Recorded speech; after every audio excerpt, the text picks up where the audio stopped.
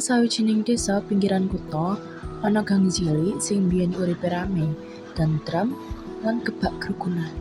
Wong-wong padha rumangsa cedhak kaya sedulur dhewe.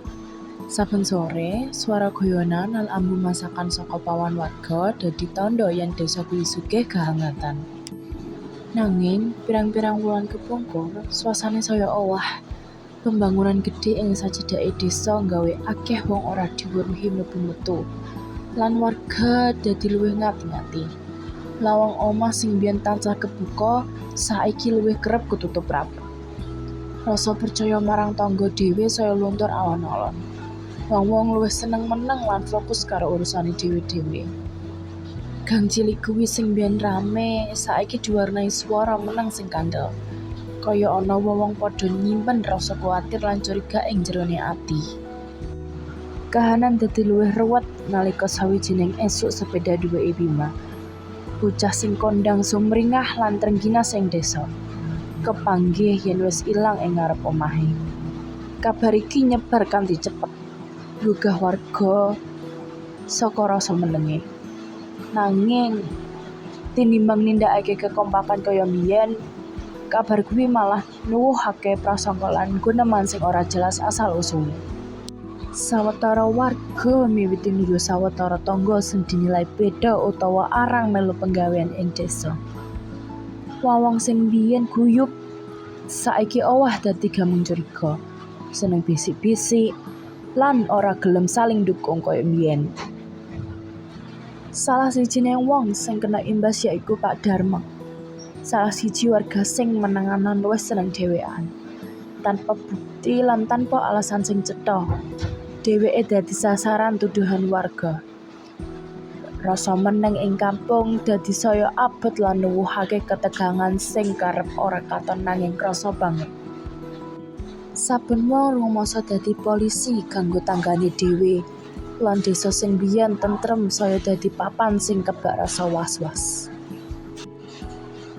Pak RT pungkasane mutusake kanggo ngadani rembukan desa kanggo ngendhekake suasana sing saya panas. Ing rembukan kuwi, kabeh warga kumpul karo rasa campur aduk antara kesel, was-was, lan pangarep-arep supaya masalah iki segera rampung. Nalika rembukan lumaku, wong wiwit nyadari yen sakjane ora ana bukti sing jelas kanggo nuduh sapa wae. Ing wektu sing padha, ana salah siji warga sing mulih saka pasar lowak lan menehi kabar yen dheweke weruh sepeda sing ciri-cirine padha karo duweke Bima didol wong ora dikenal. Sakwise didelok lan dipastekake, sepeda kuwi pancen duweke Bima.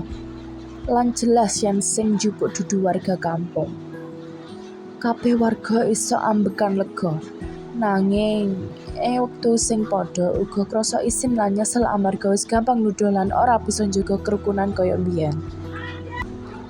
Pak Darma sing sadurunge dadi sasaran prasangka pungkasane dibenerake jenenge lan warga padha nyuwun pangapura kanthi tulus. Suasana kampung alon-alon bali lembut kaya swara angin sore sing nyentuh godhong mong. Pak Darma sing sadurunge dadi sasaran prasangka pungkasane dibenerake jenenge lan warga padha nyuwun pangapura kanthi tulus. Suasana desa alon-alon bali lembut kaya swara angin sore sing demek godhong pelem ing teras-teras omah. Saka kedadian iki, warga desa sinau menang rasa curiga sing ora nduweni dasar, mung bakal ngrusak hubungan lan nambah jarak antarane manungsa. Kerukunan ora mung digawe saka rembukan lan pakulinan bebarengan, nanging uga saka sogo.